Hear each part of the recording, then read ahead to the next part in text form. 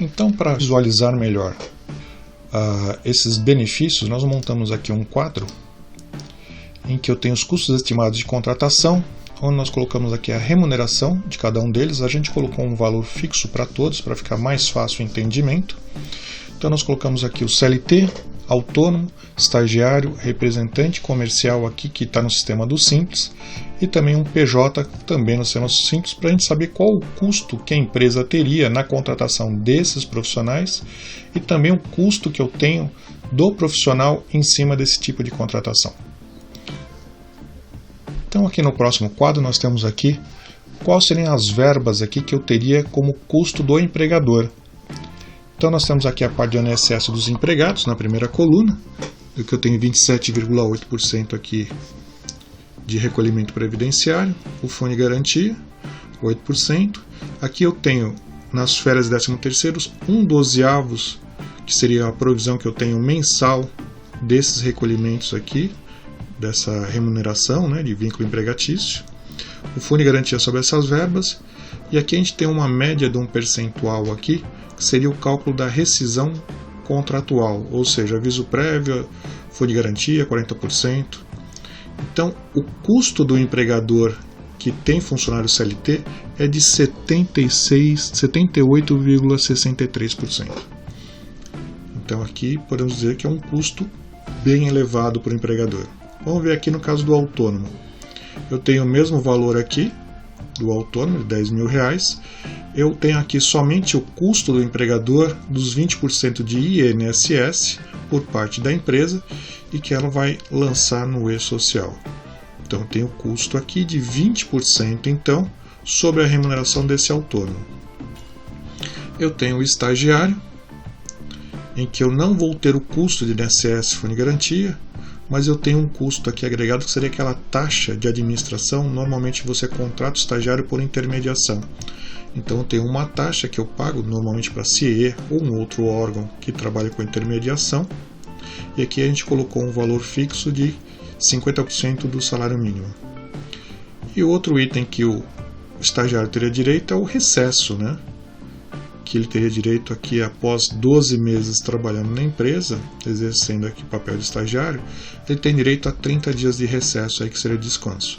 Lembrando que ele não tem direito a 1/3 de férias, e sim aos dias do recesso. Então aqui nós teremos um percentual de 13,56% desse custo desse estagiário. Aí nós temos o representante comercial, bem como o PJ, né? A pessoa jurídica que presta serviço, em que ele não dá custo, na verdade, para a empresa. Então aqui, por não ter ser pessoa física e sim pessoa jurídica, é uma relação entre empresas. Então aqui eu não vou ter o custo da empresa, então o custo seria zerado. Então por esse quadro dá para ver bem que o maior custo vai ser sempre do funcionário CLT. Tá? Lembrando que eu tenho sempre que tomar cuidado. Em cada tipo de contratação eu tenho um risco. Então eu tenho que utilizar bem a legislação, enquadrar bem o que eu necessito, para que não desvirtue, por exemplo, a contratação do autônomo, estagiário, representante ou até mesmo o PJ. E aqui eu tenho uma penalização em que o funcionário pode ir na Justiça do Trabalho ou, no caso de uma fiscalização, questionar esse tipo de contratação. E aí questionar como se fosse um vínculo empregatício. Mas, dentro do que nós podemos ver aqui, nesse quadro, seria interessante, então, os casos de, desde que bem utilizado, representante comercial, PJs e até autônomos. A contratação desse tipo de mão de obra.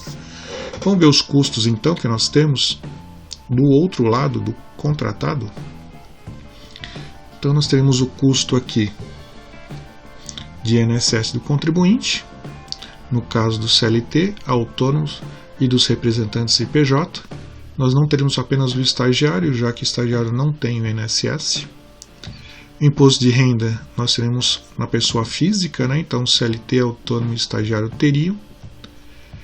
Aqui eu teria os encargos do autônomo aqui, que é o ISS, né? Encargos e impostos, bem como aqui na pessoa jurídica, que é o simples, né? Tanto do PJ como do representante.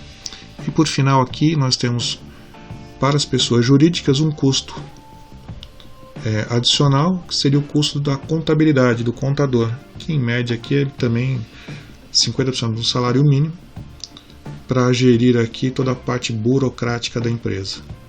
Então, nesse sentido, nós teríamos aqui um custo final dos empregados de basicamente 25%, pessoa jurídica 28,67%, o estagiário 18,80%, e aí as pessoas jurídicas, para custo deles, 21,87%. Então, neste caso aqui, fica mais ou menos aqui empatado as pessoas jurídicas, né? E aqui o que seria o maior custo seria o autônomo. Então é isso, pessoal.